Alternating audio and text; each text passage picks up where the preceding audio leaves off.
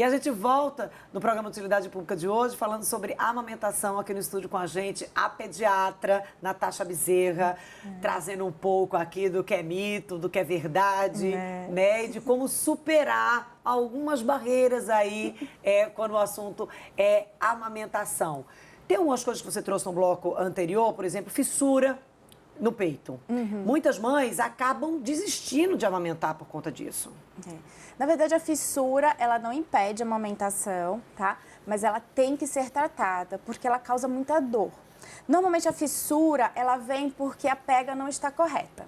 Então, ela não aparece do nada. Se a amamentação tá boa, tá perfeita, a pega tá boa, se o bebê tá mamando direitinho, não tem por que fazer fissura. Ele não vai fazer fissura. Fica um pouco dolorido por causa do atrito inicial, então da sucção do bebê. Então, é normal ficar dolorido e mais sensível ao mamilo nos primeiros dias. Vamos dizer, até o primeiro mês de vida ainda tem uma sensibilidade maior. Mas a fissura, ela é por causa de uma pega errada. Então, a pega está errada e ela só vai melhorar se a pega for corrigida. E tem os tratamentos, a gente usa algumas pomadas para tratar a fissura. O sol é muito bom, expor o seio ao sol diariamente também ajuda no tratamento da fissura. E corrigir a pega, porque não adianta você tratar a fissura e não corrigir a pega. Ela vai voltar. Vai voltar, exatamente. Tem alguns mitos, né? Algumas coisas loucas aí quando a gente fala sobre o processo de amamentação. A gente poderia linkar algumas coisas assim nesse sentido? Tem. A cerveja preta, como eu já ouvi falar, o milho. Nossa, tem mãe que chega no consultório e fala, doutora, eu não aguento mais ver canjica e milho, porque...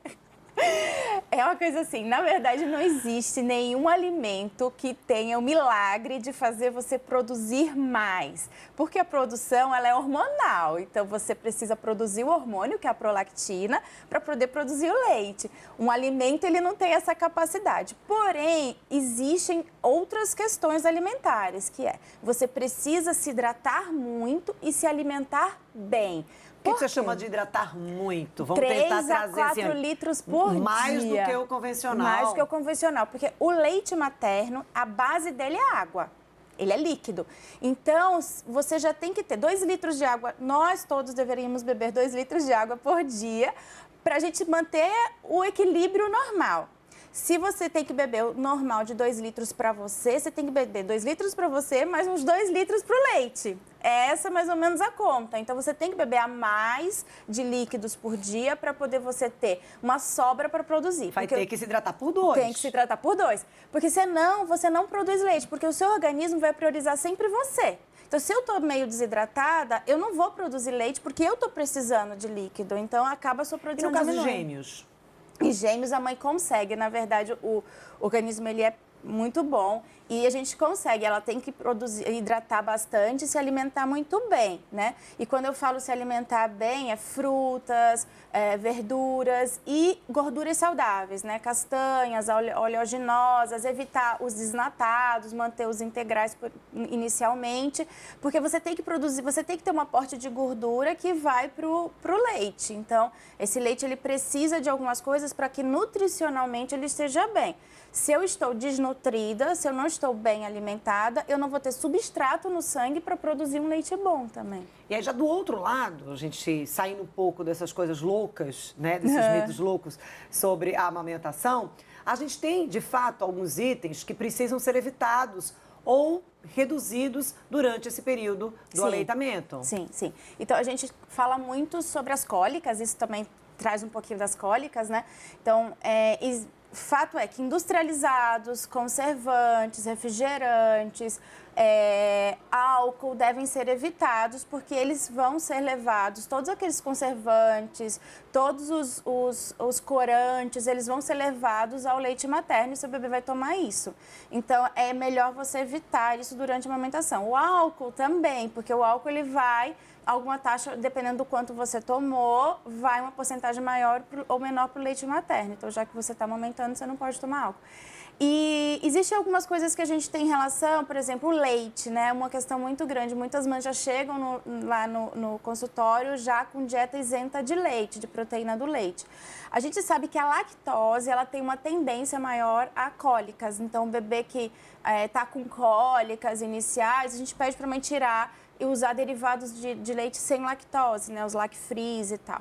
Mas a proteína do leite não tem razão para você tirar logo de cara sem ter um motivo específico. Se a mãe não tem problemas com o leite e o bebê também não tem problemas com a proteína do leite, não tem por que você fazer uma dieta isenta de nada. Porque tem muito isso agora, nesse dia a dia, que as pessoas estão nessa onda das vai... dietas, depois essa vibe de assim, olha, eu não como glúten, eu não como lactose. Essa dieta muito restritiva, isso precisa ser repensado e reavaliado e reequilibrado durante o período tanto da gravidez quanto da amamentação. Não existe motivos para você fazer restrições alimentares se você não tem nenhum problema de saúde que cause aquilo. Lógico que você tem que ter uma dieta balanceada, você não pode comer fritura. E eu falo que é bom senso, porque isso até é pra gente no nosso dia a dia pra saúde.